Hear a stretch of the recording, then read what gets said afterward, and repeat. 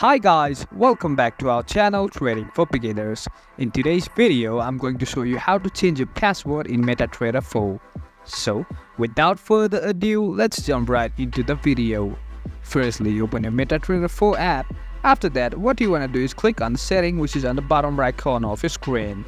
And click on your account. And click on this three-dot line which is on the top right corner of your screen. Click on change password.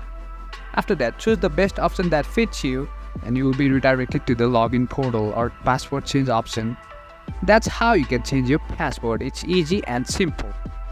That's it for today guys. If you find this video helpful, then don't forget to give thumbs up, comments and feedbacks will be appreciated.